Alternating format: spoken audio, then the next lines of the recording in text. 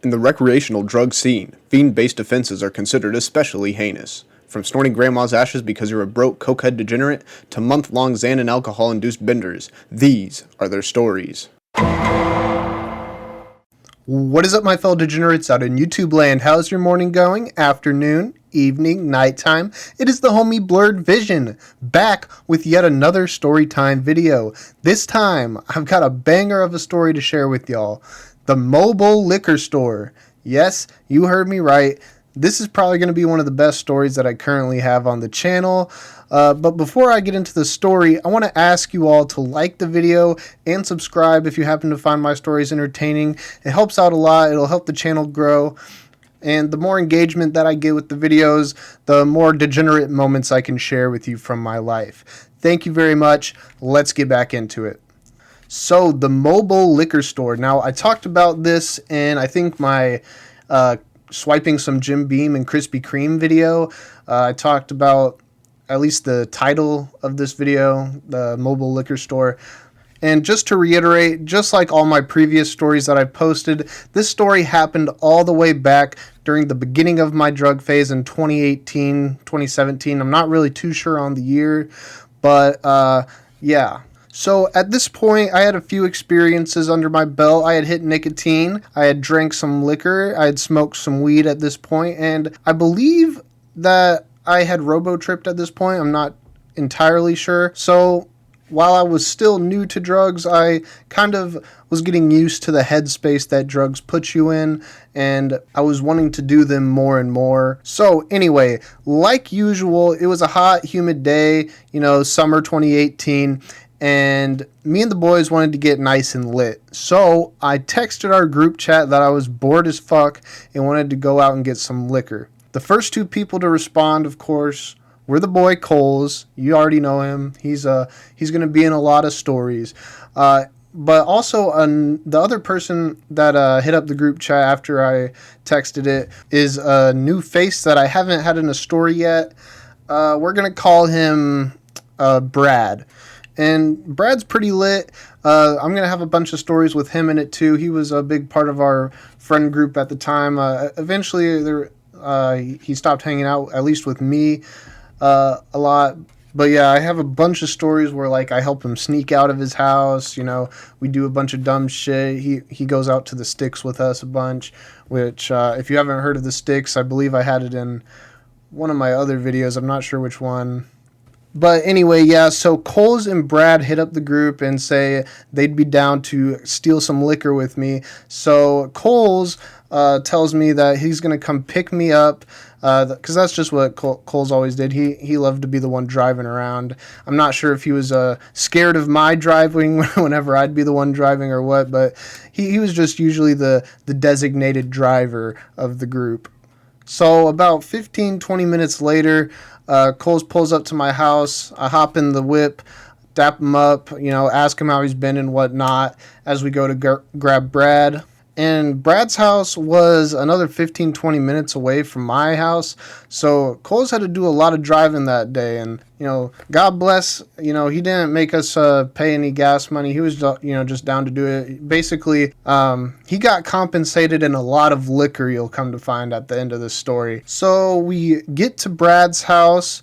And we pick him up, he gets in, we ask him how he is, the usual. And then we plot our next move. We have to decide which store/stores to steal this liquor from. And we had a lot of stores to choose from. And we would hit a bunch up that day, but we decided to start on the side of town where Brad's house was. And funnily enough, the first place we hit up was going to be where Brad works at, which was Hy-Vee. So when we get to Hy-Vee, we're kind of just sitting out in the parking lot, debating who should go in, what we should get, and whatnot. So we decide that me and Coles should be the ones to go in because Brad didn't want to get noticed by anyone he works with, just in case. Because that'd be a little bit, bad to be caught stealing from the store you work at. So me and Coles, we walk into the liquor section, right? We go in the doors that lead right into the liquor section, and we start looking around for what we want to grab. Now, like most liquor sections in most grocery stores, there's cameras in there, so I'm not gonna be, shoving the liquor into my waistband in the liquor section. And I don't think we had like a specific place planned out like we did at the other spot we normally cop shit from.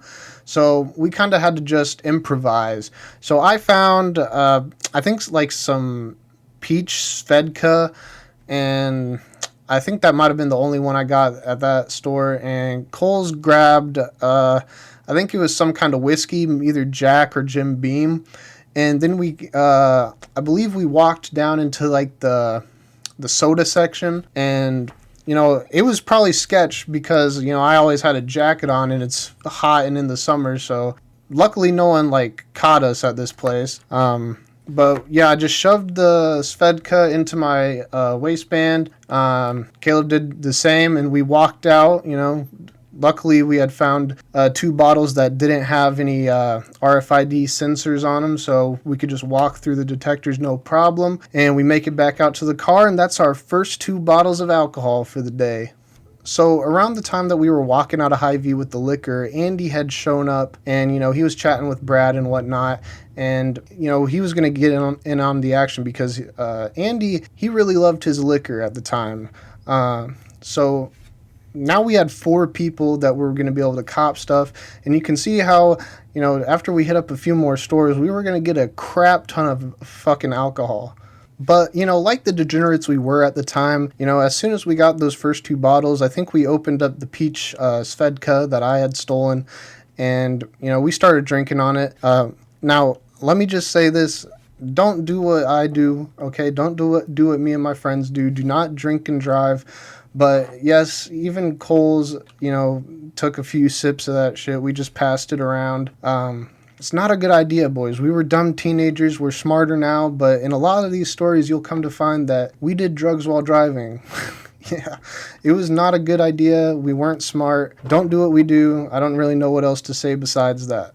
So after we all, had a few sips, here and there on the peach Svedka, we decided our next target was going to be Walmart. And I believe the Walmart we hit up was literally just down the street from Hy-Vee. I think it might have even been in the same parking lot. I think they were just both right next to each other. So we just drive over to a spot in front of the Walmart, park up. And this time, all 4 of us went into the store. And Walmart's a bit of a riskier one to steal stuff from. Luckily, this wasn't a Walmart that we would normally cop stuff from. So, if we got caught, it wasn't like we'd be back there doing other stuff. It's not like if we got caught and like, oh, you're banned, it wouldn't really matter. So we all walk in, we head to the liquor section. And, for some reason, Walmart they have so few liquor bottles that are, like, sealed with the RFID sensors. Like, basically, their whole selection is just open for the taking. And I think that's because, like, they're more active on their cameras and whatnot. They have people, like, actively monitoring the cameras, unlike other grocery stores. But, they were lacking today, and we caught them off guard. So, I found... I can't remember what it was. Probably some more vodka. I know we got a lot of stuff. I'm pretty sure what I got was like the strawberry Smirnoff, and I don't know, probably just another Svedka bottle. I know Cole's, he took a rum chata bottle, and I'm not sure what else, but some of us only got one thing, but I managed to fit 2 motherfucking bottles into my waistband. So altogether, I think we came out with 5 or 6 bottles from the Walmart. So Walmart got finessed big time on that one. And we just did the same kind of thing. We took the bottles, we went to like the soda section, shoved it in our shirts, and just got out as quick as possible without making a scene. So now we were up to what is it, like 8 bottles now? One was open though, which was the peach Svedka. So we were making good progress. And we weren't fixing to stop there. We were gonna hit up quite a few more stores that day, at least 3, maybe 4, but those are gonna be on the other side of town, so it's gonna take a few minutes. So we kind of just sit in the car, sip on a little more peach Svedka, give ourselves a reward for, snatching so much vodka. And once we're done, sipping on the Svedka, we throw all the bottles back in the trunk so that if we happen to get pulled over, the cops don't see us with, a bunch of teenagers having a shit ton of alcohol in the car. And once we get all the bottles in the trunk, we start heading over to our next location, which was going to be a Hy-Vee on the other side of town.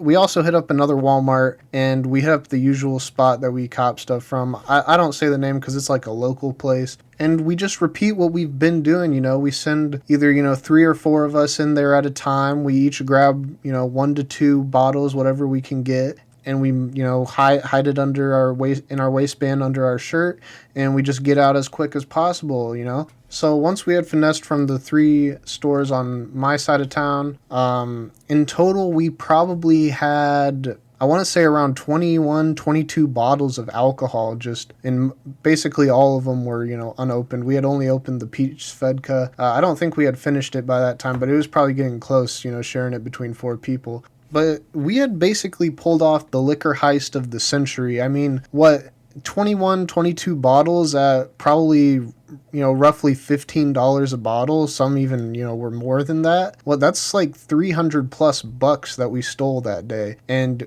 we could also sell those bottles to kids in our grade for a bit of a, price hike. We could probably sell them for like, $25-$30 a bottle, because some kids, they just don't have a plug to get them, buy them alcohol and shit, so they would have to get it from us. So in total, we could probably come close to doubling what we had stolen, and all that shit was free for us. So we were sitting pretty, and each of us got to, take a bottle or 2 home with us.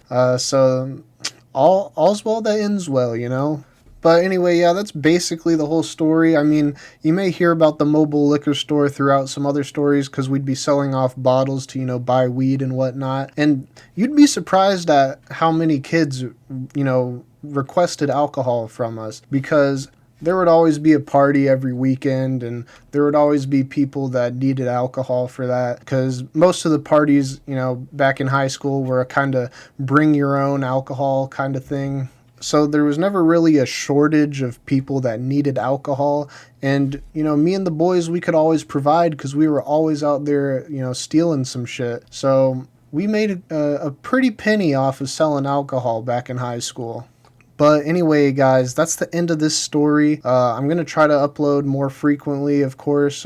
Usually there's a few months in between when I upload, but I'm trying to get better at that. Your boy's bit of a lazy ass. But again, if you liked the video, make sure to like, comment, subscribe if you enjoy my content. I'll always be uploading more shit. I got plenty of stories, to share with y'all. But anyway, it's been your boy Blurred Vision, and I'll catch you in the next vid. Peace.